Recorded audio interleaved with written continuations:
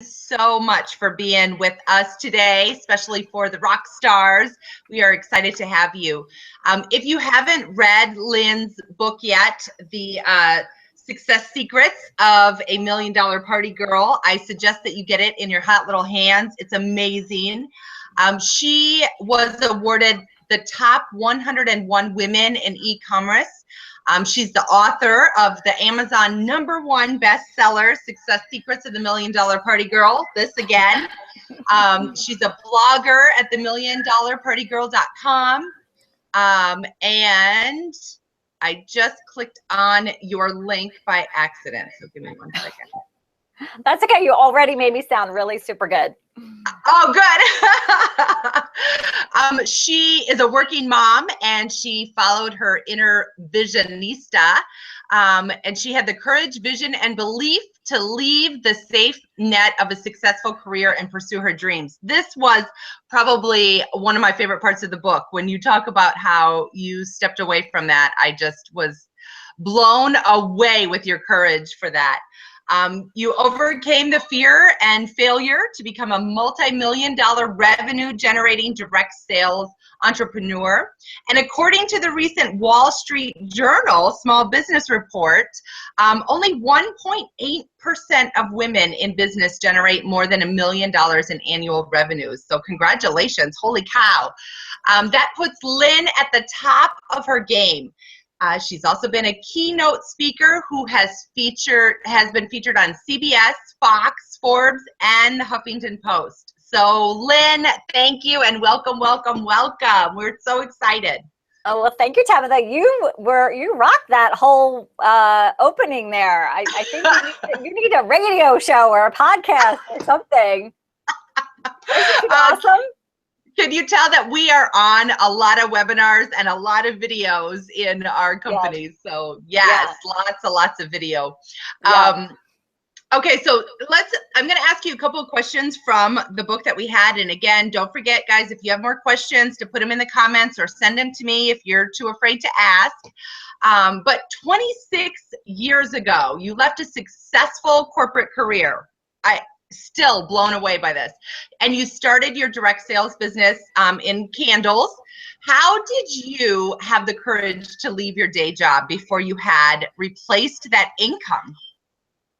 Yeah, it definitely was scary. It wasn't easy. I usually tell people that my story is more riches to rags and not rags to riches, which is what they think. I'm like, no, I actually was making a really good income.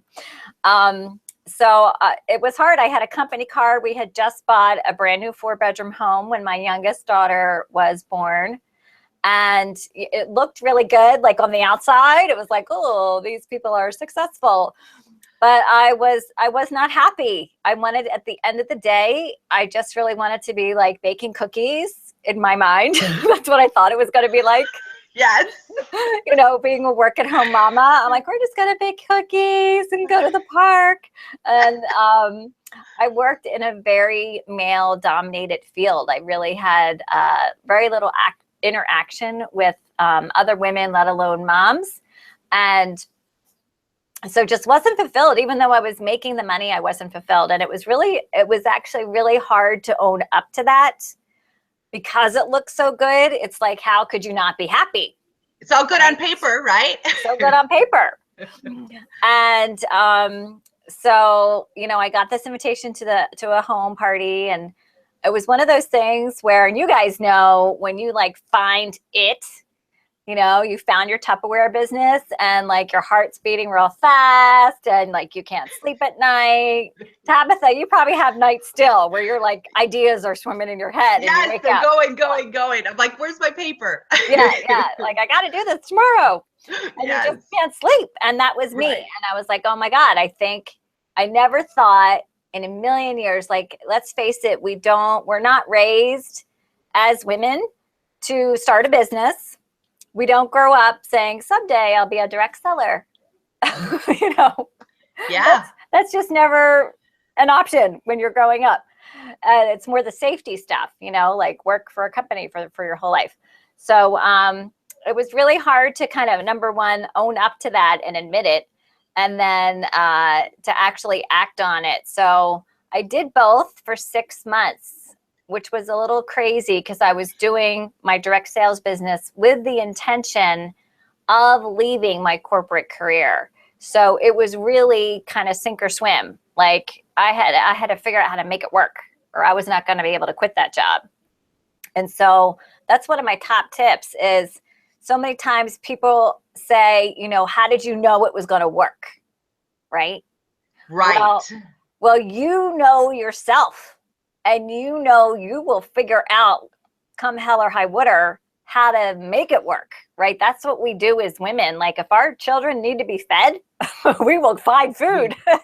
Absolutely. So you don't even start thinking about all your comfort zone stuff because you're like, I just have to get over myself and figure out how I'm going to do this. And so during that 6 months, we cut everything out. Like we lived bare bones, try to save some money and prepare for, you know, a total financial loss, and still struggled big time to pay the bills. At one point thought we were going to have to sell the house.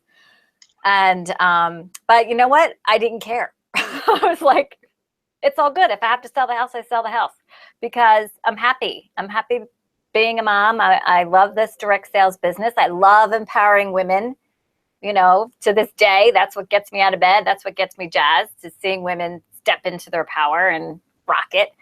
And so, you know, it wasn't totally crazy. I did do both for 6 months. But then once I left that full-time career and said goodbye, again, I had to figure out how to make it work. And so a lot of times I think people are afraid to take that plunge, but it's actually that not taking it is really the only thing holding them back. Because if they didn't have that safety net, they'd have to build their own. And that's exactly what I was forced to do.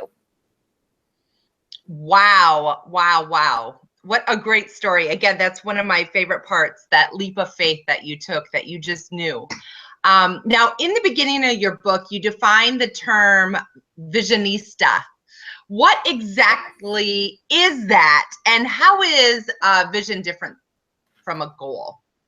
Yeah, that's one of my favorite things to talk about, and I devote a whole page to it.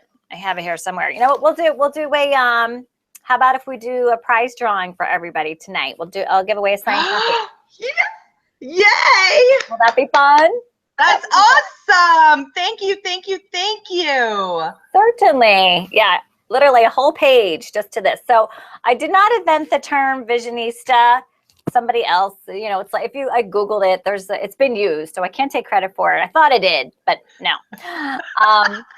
But you know, while I was writing the book, I actually did research for the book. And the one, you know, I kept researching, looking for the answer as to why more women weren't achieving the higher level of success. And you mentioned that Wall Street Journal article that I found that said it's actually 1.8% of women reach $1 million in annual sales revenue. Now that's sales revenue. That's not even like profit, you know, it's like, that's bad. And then I found out that the average women in business, the average women in a direct sales or small business makes $30,000 a year, like average all around, which is so low for, you know, an average. Right. And our male counterparts, by the way, are 3 times that number. And so wow. It finally took me to a Harvard Business Review study called Women and the Vision Thing. They've actually studied this.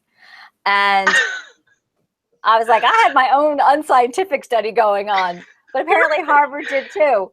And, you know, they studied women in business, women in all kinds of, you know, corporate entrepreneurship. And they found that while women make great leaders, they lack the skill of envisioning. And that's when it really was like, you know, I should have had a V8 moment kind of thing when I was like, oh my gosh, like that's my superpower. I didn't, you know, I was like, well, I can do that. Why can't everybody do that? And so I started asking women what their vision was as part of my unscientific study. And nobody ever got it right. And I'm talking like even super successful women. And they would always say things like, oh, I want to buy my dream house, or I want to make a six-figure, my vision is to make a six-figure income, or to leave my corporate job, or to put my kids through college, or I want my husband to be able to retire early. All of those things are goals. And so I was like, you know what? I think I have discovered the reason, and that's why it's called Success Secrets. I've discovered the secret as to why women aren't more successful. And it's because nobody is teaching us to start with the vision. Everybody's saying, get your goal, do your SMART goals, goals and dreams, right? That's what we hear. What's your goal? What's your big dream? But nobody's teaching women how to envision. And so I came up with this Visionista term because I love fashion. I went to school for fashion. That's the pink, this is me, the hot pink pencil skirt, trampling New York City. And so I was like, you know what, why can't it be fun? Like, why does visioning have to be so boring and so male dominated? Why can't we make it something that women really have fun with and love to do and, can really embrace? So Visionista, I kind of, wanted to create this movement of women, and I define it as a woman that knows who she is, where she's going, and guides her tribe of leading ladies to the top. So really, again, it's all about the cover, right? Trampling New York City, but you're not doing it alone. You're bringing your tribe along with you. And that's what we do so well in direct sales, right? I mean, that really is the essence of building a successful direct sales business. And probably one of the things that people outside of direct sales rarely recognize direct sales for, that how empowering this industry is for women and men, both. Absolutely. And so so that was kind of like the whole start of the whole Visionista, and actually became like a community of, women. And I would tell people that, and they just loved it. They were like, oh, that's awesome. I want to be a Visionista. And I'm like, good. You're in. And so I created this recipe, and I encourage everybody to write this down. Yeah, where's our pen? Yeah, get your pens out. This is a note-taking moment.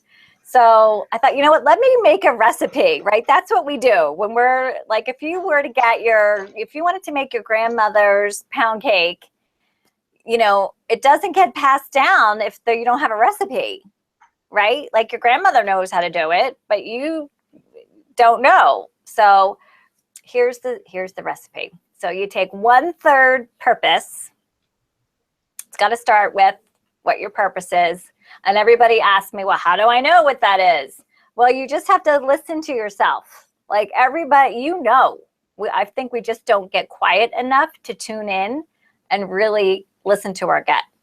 So 1/3 purpose, 1/3 passion.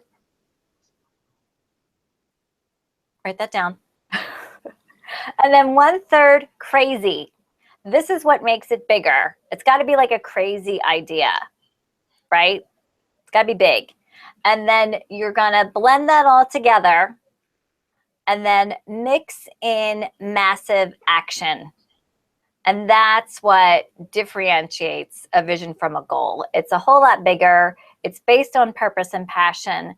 Goals are the baby steps that take you there. Okay? They're not the ultimate place that you're going. And so every goal should be about making your vision a reality.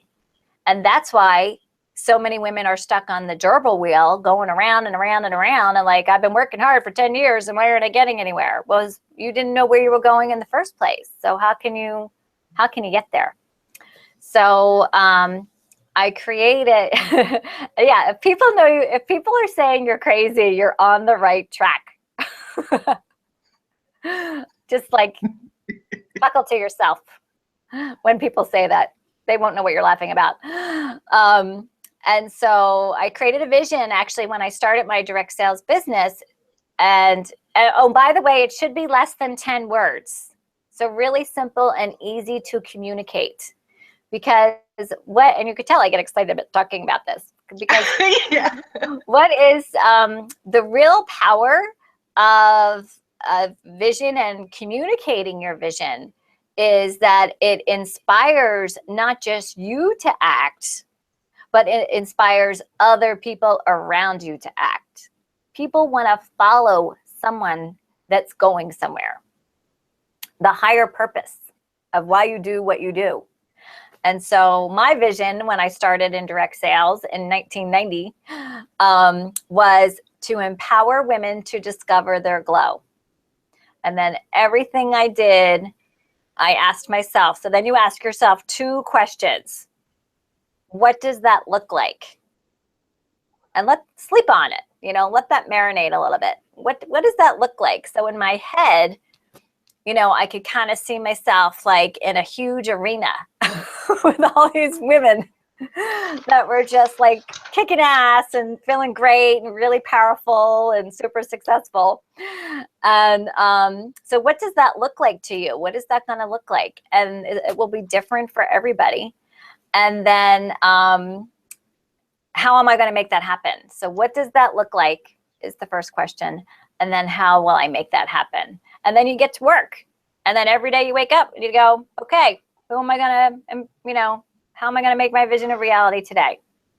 And so one of the reasons I wrote the book, I never thought of writing a book ever. People ask me that all that. They're like, was this your dream to write a book? And I actually I've never written anything other than a lot of training, as you know, Tabitha, right? Yes, yes. Most people don't know that direct sales leaders with, you know, big downlines, really what we do is develop content and marketing and workshops and training. I had written a lot of that kind of stuff. I was a national keynote speaker for my direct sales company and had written all my own speeches. So I never written anything, but I added, when I was turning 50, I decided to add the word gazillion to my vision. Yes. Just to make it that much crazier. And I'm like, you know, I'm turning 50, what can I do different? So it was empower a gazillion women to discover their glow.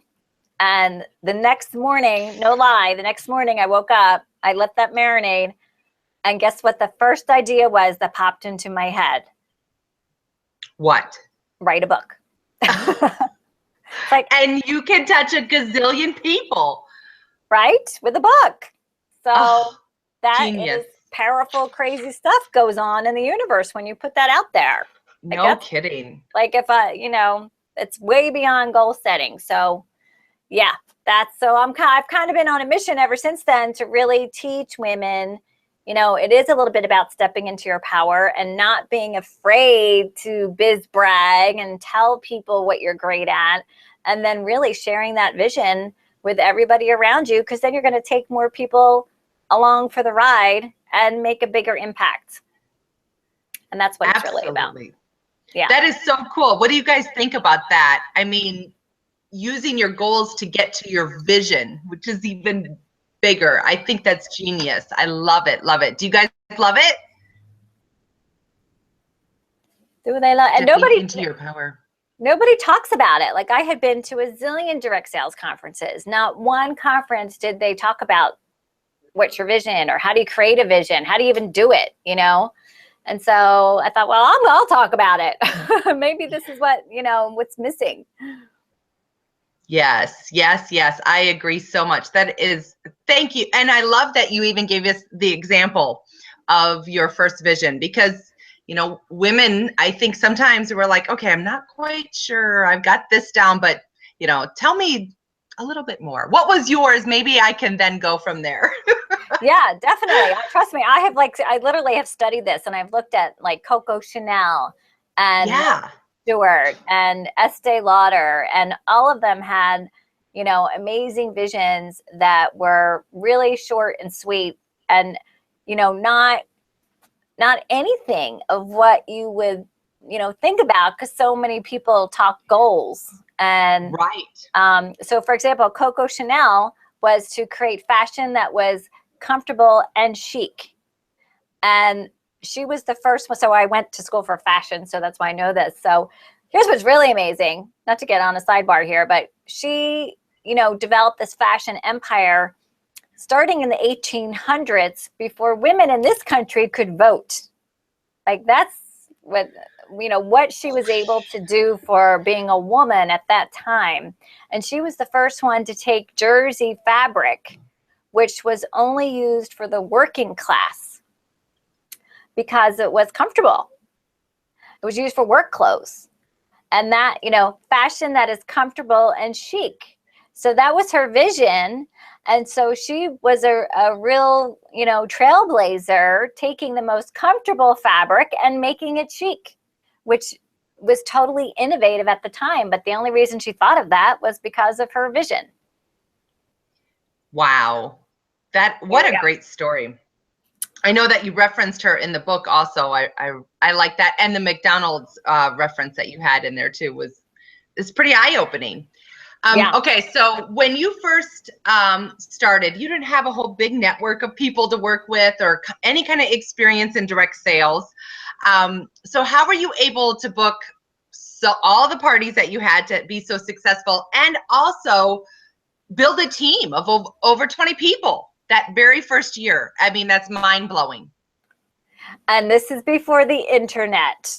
Right, before Facebook. Like, I'm like before the internet. Like, no, forget Facebook. We didn't even have Google. Right. We didn't have email. Yeah. We had a phone. That's what we had. So, so I'm at the end of the day, I'm a marketer. I love marketing and I love strategy. And so I thought, how can I? So my sister-in-law was the one that recruited me. So she had already taken up that side of the family. I wasn't hanging out with the mommies in the neighborhood because I was working full time. And so I didn't have that group. I worked with men. Like literally I had not one person to book a party with. It was one of those things where like you ask your mom and she says no, and you ask her sister and she says no. You're like, okay. So I thought, how can I collaborate with other people that would be coming into contact with my ideal client? So I went to a woman's gym. Now, back then, women did aerobics. For those of you that are over maybe 45. It was like Jane Fonda, feel the burn. So I went to this aerobics class and I talked to the girl behind the desk, who was the manager. And I know, right? Imagine without Facebook. And I introduced myself and I said, hey, I'm a new woman business, starting a new business in our community. Have you, do you use candles? So first I qualified the lead. I made sure that they even have a need for my product. And she went nuts. She was like, oh my God, I have a stinky dog. She bought candles from me on the spot. And then I said, and this is the key. You can't talk to people and ask them to help you. And I see so many people doing that in direct sales. It's like, oh, I need to meet my goal this month, on a Facebook post. Can you buy a product from me? And after a while, people tune out. They're like, okay, girlfriend, I've helped you enough. So instead, I talked how I could help her. So now sometimes you have to fake it till you make it. They did not know that I did not have one booking. I was planning on getting them, right? So I said, I am going to be coming into contact with about 20 to 30 women in our community every week that I would love to refer to your aerobics class. How would you like to collaborate and see how we can help each other? And they were like, oh my God, that's so nice of you. I said, do you have brochures I could hand out? I could hand them out at my parties that I didn't have yet, but totally would if I did. And so I said, so they were so open to talking to me because it was, how can we collaborate and help each other? I'm going to see your customer. You're going to see my customer. Let's connect. And then I said, I'll tell you what, how about if I come in during your busiest class, I'll set up a little table in the corner. I'll give away a prize drawing, make it really fun. Women love to shop, they would probably love to have the chance to buy some candles, you know, save themselves some time, because we don't have the internet right now. And they said yes. And that one action step launched my business. And I booked 6 parties from that, you know, sold product, got out in the community. And here's what I learned. Here was the lesson for me. Besides that, you need to get out of your circle. You can't count on family and friends. Find other people that have the same client you have and see how you can help each other. And then, of course, now I was seeing people and I was referring them right to their gym. But the most important lesson I learned is that people you don't know will help you more than people you know. These 6 women that booked parties could not help me enough. They were like, we'll book a party for you. I was like, you will? Thank you, because I'm desperate. So, but they didn't know that. So, you know, really good lesson learned. If you're, you know, you can't keep knocking on the same door and tapping the same people. Have you talked to your hairdresser? She knows everybody. And so, you know, 22 decades later, I continued to use that business model and teach my team that business model. And you're basically creating a vendor event for yourself for free. And I've done events, you know, at boutiques. I've done them at coffee shops, you know, you name it, you name it. If it's somewhere where women are hanging out that could be buying a candle, I've approached that owner and asked if we could team up and do something together. My hairdresser eventually let me set up a little candle display on they call it the color bar, like where people hang out to wait when they're getting their color, like while they're cooking for their color. And I got a ton of business from that. Literally just a couple candles, couple catalogs. I wasn't even there, just in their salon. And then I would give them, you know, hostess credits. Yeah. Cassie's saying, I know. The first thing when I would train a new consultant, I'm like, who's your hairdresser? You need to schedule a hair appointment this week. And that's crazy, brilliant. I just, how you would even think of that, even back then, about going into a gym. I mean, it really starts with just, you know, opening your mouth and letting them know what you have to offer them that can help them. I love that. Lynn, genius. And we can still apply it even with the internet, right? Yes, definitely. I mean, your local small business, especially now in this economy, your local small business owners are desperate to collaborate with other people to see how they can help each other. And here's what's interesting. So many small business owners are now following the direct sales format. You know, how many of your local small businesses are doing ladies night out right now, right? They're all doing it. And so that's where you want to, even like restaurants, happy hours, they're bringing in vendors for ladies night out. So that's a great opportunity for you guys to pitch a local business owner and see, you know, especially, so for example, one of the big trends right now is olive oil tastings. Do you guys have them where you are, Tabitha, like the olive oil tasting stores? Have you seen that? I have not seen that, or maybe I have and I haven't noticed. Okay, well, Google it. Google it. I was going to say, I do most of my shopping online now. Yeah, well, that's true too. But Google it. So, I mean, with Tupperware, I would think that would be a great fit. You know, yeah. Again, like who is interested in gourmet or food, or, you know, there's so many stores that have popped up that serve the same client you have.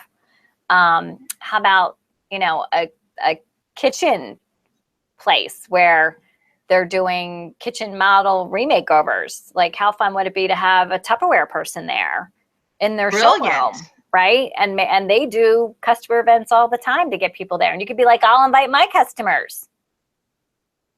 Yeah, I like that. How you say you're going to get people to come to theirs and they do the same. I think that's a great way to just build that relationship between the two of you. I love that. Now, in your book, you also talked about how you had the highest level in your company in 3 years, but then you lost it all and you had to rebuild your entire downline. So can you tell us a little bit about that experience and what you learned from failing? Yeah, that was not fun. So I, mentioned I was working fast and furious to replace that corporate income, and I got there pretty quickly in just a couple of years to the highest level in the company with a big downline. And by the next year, like about 14 months later, I had reclassed down back to the first level and had a really big pity party. I think I call it a pity festival in the book. No, it was an acronym in there. It was really funny because I was going to say something about it. I'll look for it I'm sorry, go on. Oh, I know what you're talking about. Plum disease. Yes, that was hilarious. Disease. Yes. Plum disease stands for poor little old me. Yeah. That was me. Yeah, I was totally doing the blame game. It had to be the people I sponsored or the company or, the economy for sure. Something. It could not have been my fault. Right. Right. And so I did that for about a year and stopped going I didn't go to the conference that year. I kind of hibernated because I felt like I had a big L for loser on my forehead. And everybody knew. I'm like, because I built so quickly, they rolled me out as the poster child. You know how your company recognizes like your top superstars? Well, that was me. And all of a sudden it's like, well, where'd she go? So not only it was a very public failure. Yeah. And so failure taught me a lot of things about myself. So I would probably say the most important thing it taught me is that failure is an event. It's not who you are. So that whole year, I let that define me and get in my head and totally erase everything that I had accomplished. And that's not, that was a lie. I had still accomplished those things. Nobody can take away from you what your achievements are. I'm talking about like the gold star in first grade. Nobody can take that away. and for some reason, I really let that define me and, kind of say, well, that's who I am. I'm a failure now. And so that's a lie. You are not a failure. It's something that happens and it goes away. And the next day you wake up and you do something else, right? So the other thing I learned, and I never knew this, was that failure and success are related. They're cousins. You cannot have one without the other. I always thought, and again, I think this is what we're taught, that you're a failure or you're a success. That's pretty much the message we get, right? You're either getting F's or you're getting like A, B, or C. F's or A's. F's or A's, right? And so I really thought that, okay, I'm a failure and I failed and I'm done. That's it. And so it's not true. The only way to succeed is to try new things, see what works, see what doesn't work, and then keep trying again. So we need to really think more like scientists, because scientists get this. So, everybody knows about the light bulb, with Thomas Edison, and the reporter says to him, how does it feel to have failed 1,000 times? It took him 1,000 times trying to develop that light bulb. And he says, what are you talking about? I didn't fail 1,000 times. It was an 1,000-step process. And, we really, as entrepreneurs, I think we need to get more in that mindset that it is a process of trial and error and think more like a scientist and not get in our head when things don't work so that we can bounce back quickly to doing what does work. And I was not bouncing back quickly at all. I was totally enveloped in this whole failure bubble that I put myself in.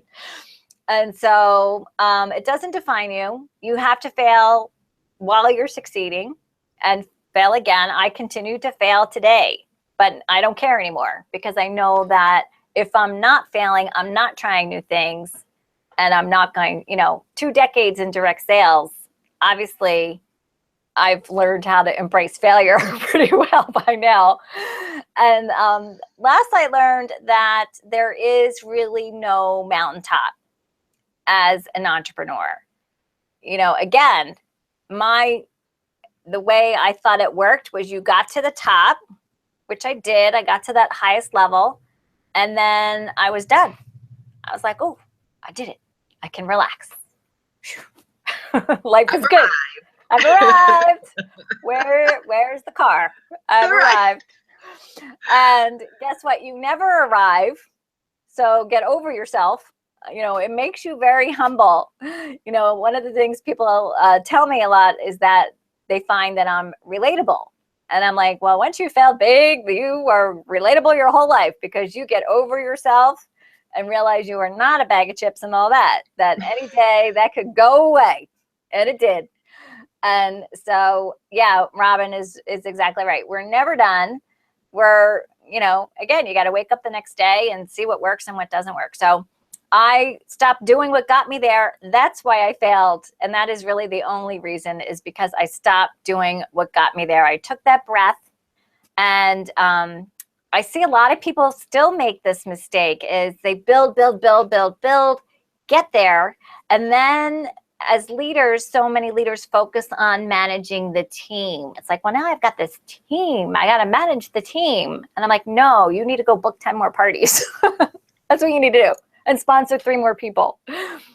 Because you will influence people more by your example than anything else. And the people that got you there won't get you to that next place.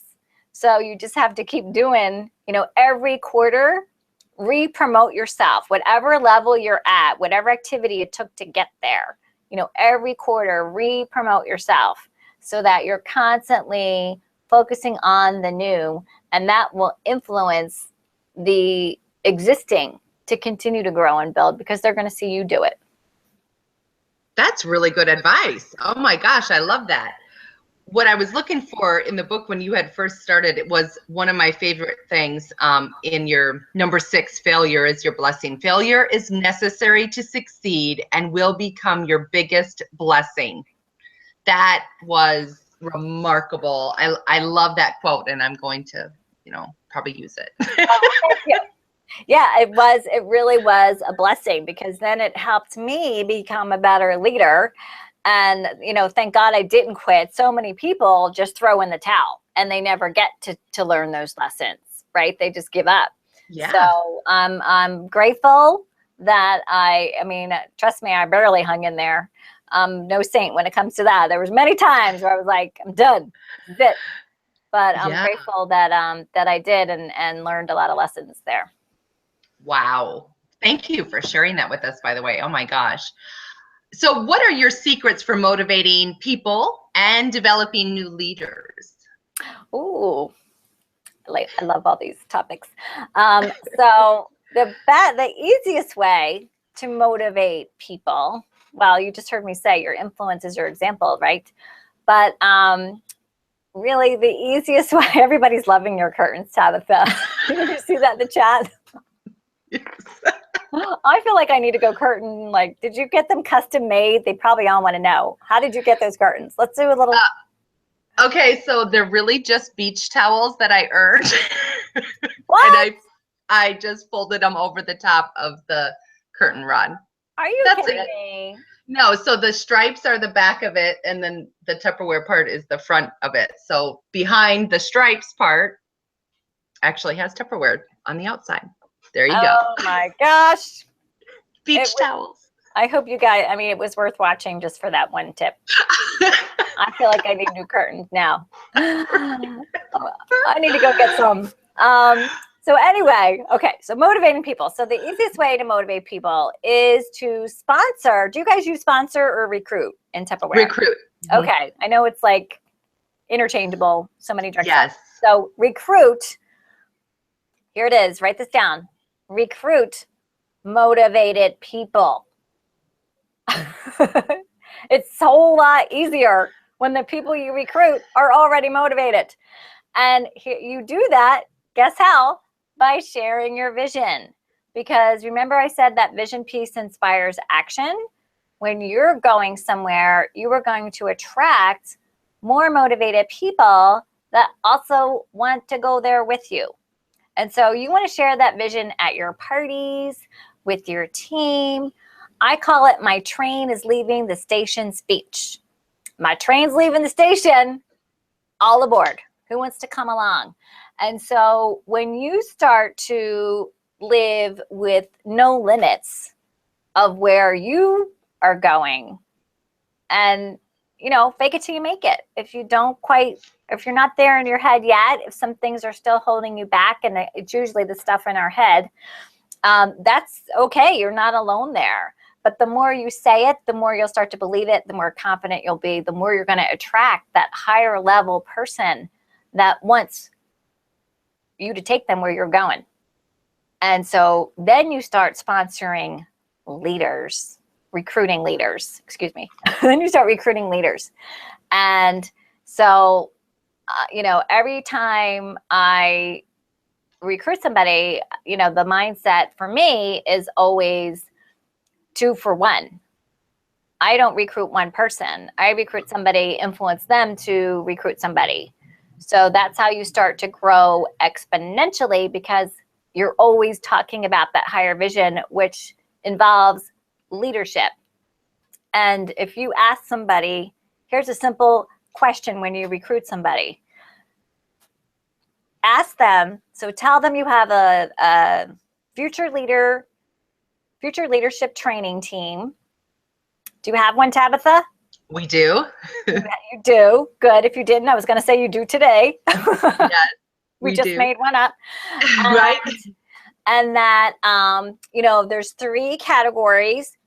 And this is just a simple qualifier that I ask. And it is, are you looking for income of up to like $500 a month? Or is $500 to $1,000 more what you need? Or do you want me to work with you to earn $1,000 or more a month? The choice is yours. I can show you how to do all 3. You tell me where you want to be. And what do you think people answer? $1,000 plus. Yeah. If you ask people that question, very few people will say, I only want to make $500. Yes. Right? And so then you start automatically, so immediately that you are talking to them about joining this future leadership development training team. They're immediately in there. You start talking about who they can recruit and all of those things that get us stuck when it comes to talking about them recruiting and them being a leader. Because we're like, well, I don't know if they're ready yet. They don't even have their kit startup yet. They don't even know what the names of the products are. I don't care. You can always learn, the products change all the time. Like, right. You just got a new catalog. You don't know the name of it either. You can learn that, but you cannot learn leadership development. So that way you're taking people along right into that higher level.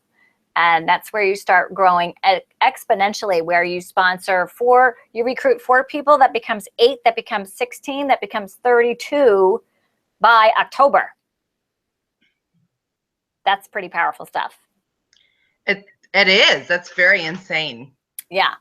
And Nikki's asking a good question. How can you explain to someone that they don't need to know it all to recruit? Right? Yeah. So again, it's all in your language. Your new recruits only know what you tell them. And so if you decide today that your new recruits recruit other people easily and frequently, that's what you're going to tell them. So you're going to sponsor, you're going to recruit Tabitha. She's telling you, yeah, I really want to make that 500, 1,000 plus a month. Okay, great, Tabitha. I'm so excited. You know what I find is that a new consultant recruits easier and more frequently than a veteran consultant. Why do you think that is? And you ask them, right? Let them discover they already know the answer. So Tabitha, can you believe that? Like, it's actually easier for you to recruit than it is for me. So why do you think that is? And what do you think? Because I'm so excited. Yes. And that's what they say. Because I'm so excited. Exactly. So, you are going to probably recruit 2 people your very first couple weeks. And I don't want you to worry about that you have to know anything. That's my job. As soon, let's start to make a list right now of who you think might be great at this business, who you would love to work with, who are the motivated people that, we never know. Maybe they're not happy with what they're doing. They could be making great income. And let's invite them to a 3-way call and see if they, are interested in learning just a little bit more about what you're up to. And I call that a learn more call. I don't call it an opportunity call. Because learn more because it's not salesy. The opportunity calls and direct sales have kind of, that ship has kind of sailed. It sounds a little sketchy. It's like opportunity. I don't know about that. It's casual. It's like, just call in to learn more, see if it might be for you. And so it's, a real casual, non-salesy, non-pushy way for people to learn more about what that new consultant is up to. And that's why I say, let's see if we can invite to learn more about what you're up to. Love this. I was writing as fast as I can. I'm anxious to see everybody else's notes too, so we can blend them together. But that is really true. A new recruit doesn't know any more than what you tell them. That is genius. Oh my gosh, you're giving us so many great tips tonight. Now, the title of one of the chapters in your book is Hard Work Will Not Make You Successful. So what do you mean by that? Yes, that is true. So you have to work hard on the right things. And if you're not where you want to be, but you feel like you're working your butt off, it's a good time to look at what you're actually doing. And so, a simple example is, are you doing busy work versus building work? Like, you've got all the hostess packets ready to go, but you don't have a party booked on your calendar. That's a sign, right? So, just ask yourself, is what I'm doing making me money? And is it building my business? And if it's not, dump it or delegate it. Children, if you're a mama, children are great, unpaid employees. Yes. And they love helping mom out. So, early on, I was definitely giving my 2 daughters fun activities to do. They loved it. They loved being a part of what I was doing. And, ask yourself, is what I'm doing. If you don't have parties on your calendar, then the only thing you need to be doing is booking more parties. That's it. You don't need to put stickers on your catalogs. You don't need to make hostess packets. You don't need to reorganize your office. You do not even need to make those cute towel curtains until you have parties on your calendar. Absolutely. So there's some great questions here. Do you want me to answer these 2 questions from Connie and Amanda? Sure. And then, maybe we can wrap up, because I know I don't want to keep you guys all night. Yeah, parties first. There's nothing in this business that parties will not fix, no matter where you're going. Book some parties. All right, so Connie's saying, I see so many comments that businesses have slowed, or I don't have any parties this month. What can they do when time creates a slow?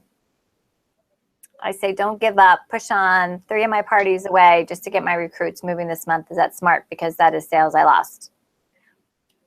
Maybe, Tabitha, you can so maybe explain that. Business is slow, like her teammates, I think, is maybe what she's talking about, or her new recruits are saying that business is slow. I don't have any parties this month, but yeah, it's going out to find more people. So I love it when people say that to me, right? So a lot of, as a leader or manager in direct sales, coaching is a skill that we learn. And so when someone says to me, usually it goes something like, nobody wants to have a party because, and fill in the blank, right? it's the economy, it's too hot, they're on vacation, and then it'll be like first week of September when everybody's back at vacation, and then it'll be back to school. They're busy with back to school. There's always something to have an excuse. There's always something. And yet, while they're saying that, there's somebody in your group right now that's killing it, that's out doing a ton of parties. So you know that there's plenty of people that want to book a party, right? So typically they're just not doing the work. Seriously, that's what it is. So sometimes you have to drill it down with when you're coaching people, and instead of trying to come up with the answer. So if you're coming up with the answer, the rule of thumb is you are going to sound like Charlie Brown's teacher, right? And they have totally tuned you out. If they come up with the answer, they will probably actually do it. So being a good, effective coach is not knowing the answers. It's knowing the questions to ask and to keep asking the questions. So, for example, Connie, if that was you and I had a call with you and you'd be like, I've called everybody, nobody's booking parties because of XYZ. All right, so Connie, tell me, what kind of money do you need to be making this month? Let's start there. And Connie's like, well, I really need to make $300 this month because I got to pay this bill coming in. All right, so we know you need to make the money, right? Let's figure out how we can get there. So it's all about we, not me, not you. It's always we. Okay, so you've called everybody. Wow. Okay, and literally I will have a notebook. I'll be like, okay, so let's break it down. So, all right, who's the first person that you called? So now you're calling them out, right? And they're like, Sue. Okay, Sue. So tell me what Sue said. All right, she said no. All right, so what did you say to book that party? Can I help you with your phone skills? Or was it a Facebook message or a text message? Maybe that's what we need to tweak. So tell me exactly what you said. So within about 2 seconds of doing this, you find out that everybody that they called was like 2 people, and that they're just not doing the work to get out of the, and by the way, those are the same 2 people they called last week. Right? Can you guys relate to any of this? Like, yes. Just going to keep calling the same people and telling you that they're not calling. So instead of just you instantly jumping in to, give it an answer, really drill it down and get real and be like, okay, who are you calling? And what are you saying? And how can we fix this? And are they willing? So, and it goes back to the income. So you want to make $300. Are you willing to get out of this, inner circle of warm leads that you're not really getting anywhere with? And what else do you think you could do? Remember, you don't want to give them the answer. So they're going to, typically they'll say, yeah, I really do want to make that money. So what else? You know all the answers. What else do you think you could do? And they're going to say things like, well, I could probably book a vendor event. That's an amazing idea. Right? Okay, that's great. Now, do you know of any vendor events in your area?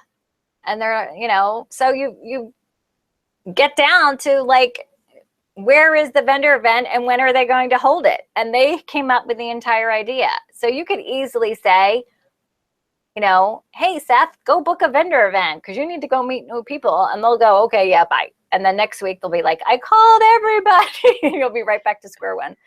So you really just need to get real with people and keep asking the questions until they come up with the answer, because there has never been more training in our industry compared to when I started 2 decades ago. Like, we just figured this stuff out along the way.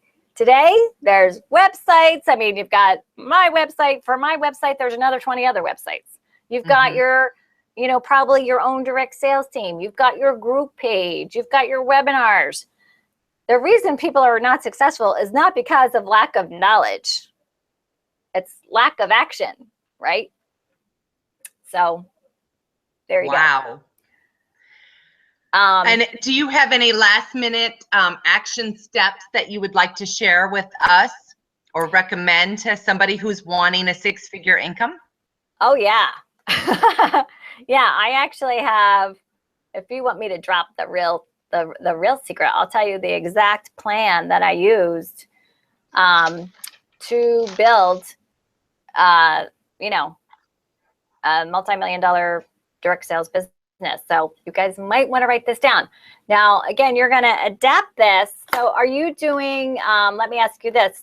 I think for most of Tupperware, you guys are still selling primarily at home parties, correct? Or are you doing a lot of online now? We are on Facebook and home parties. We do pretty evenly. Okay, that's good. That's good, because you really don't want to have all your eggs in one basket, right? Mm-hmm. And I will put, I'm going to put a link right now to a blog. Somebody asked about what are the 5 things to focus on. Yes. So pretty much anything you need to know, I have probably written a blog about it. So this is a blog I wrote on a weekly plan for direct sellers.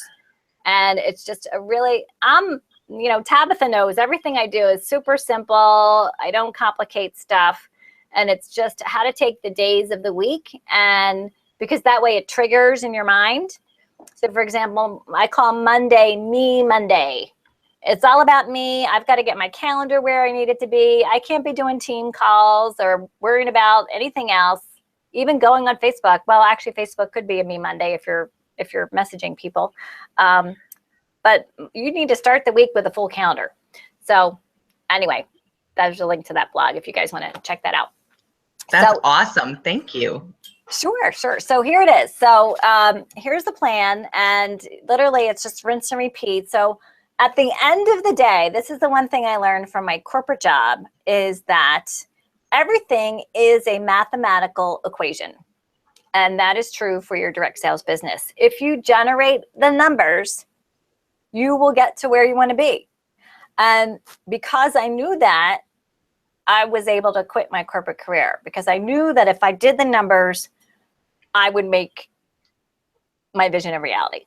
And so the first number is 10.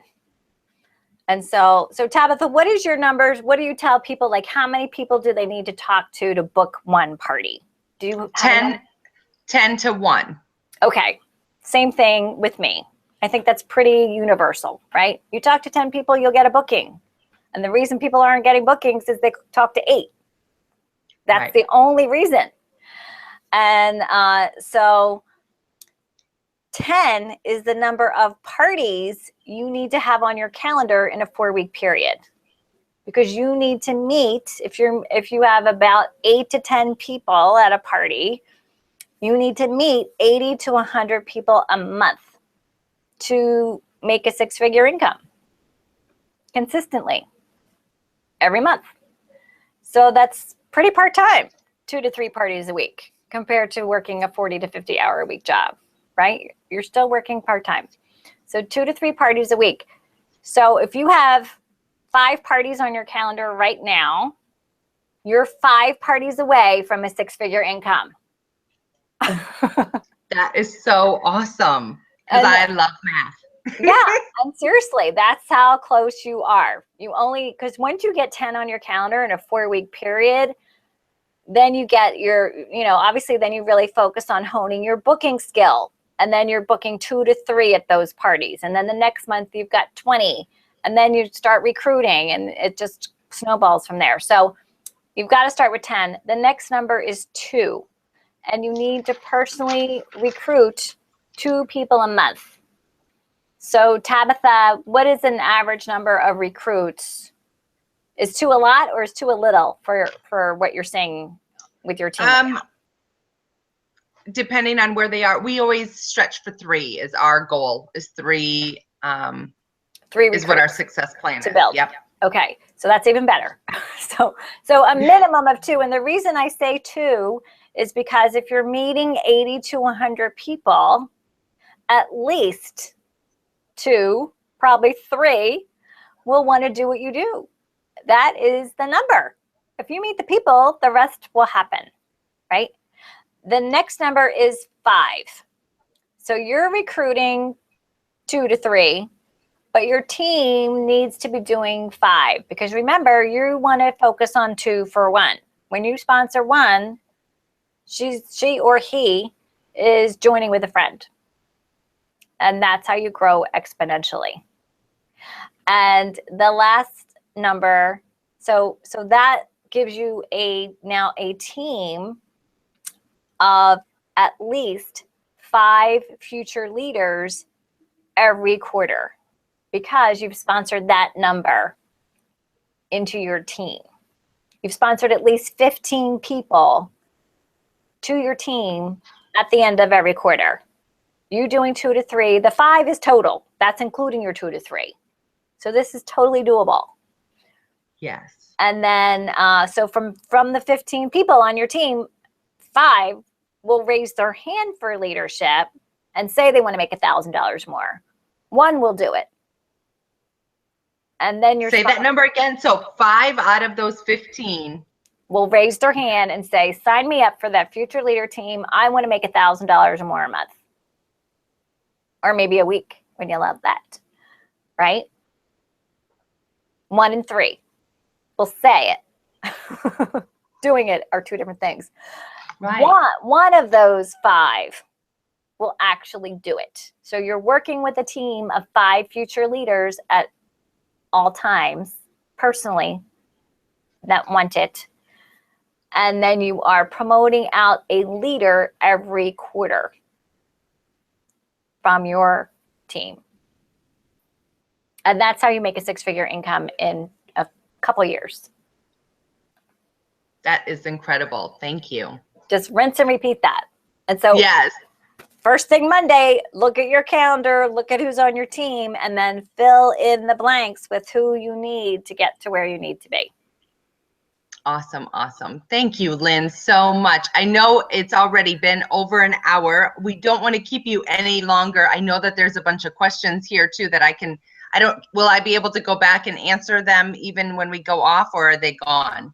Yeah, so everybody will get a replay that registered. The replay will come about an hour afterwards, and the replay will include the live chat, so you'll be able to see that.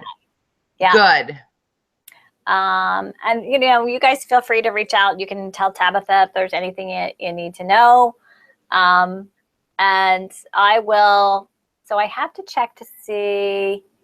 Looks like we had a couple other people jump in while we were broadcasting. So how about if I'll do like a random winner, and I'll put it on, I'll post it on the $1 Million Party Girl Facebook page, so you guys can come and awesome see who won. We'll do a little prize drawing. Yay! That sound like fun? I like to give away free stuff. So one of my favorite things that we are using my webinar platform for this, which integrates with Google Hangout. Have you guys ever used Google Hangout before? I used to use it a while back. We use Zoom a little bit more now. Yeah, Zoom is like the new, well,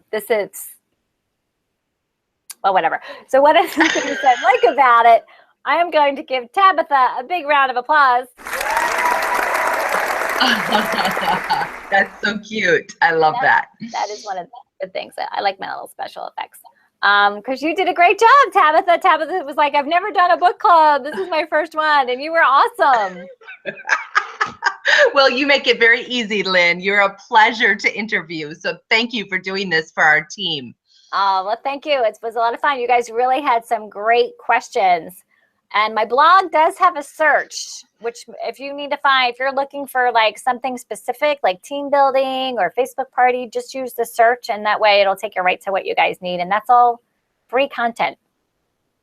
Yes, and go to Amazon right now if you didn't win the book and get this, because she shares a lot of secrets in here that we can apply right away to our business. And that's so awesome. I love the book, and it's an easy read. It is. I purposely made it less than 100 pages so that you could read it in like a couple hours, because we don't have time. No, right? We're like, ooh, hurry. Awesome.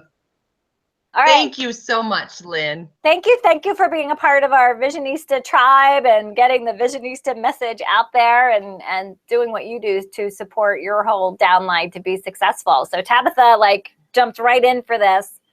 So kudos to you, Tabitha, for really giving your team what they need. You gotta fill your own cup to be able to fill others. So kudos to you. Oh, thank you.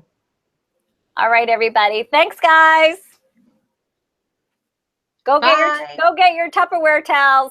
After you book a party. You got to book a party first. Book a party, then you get to get a towel. Yeah.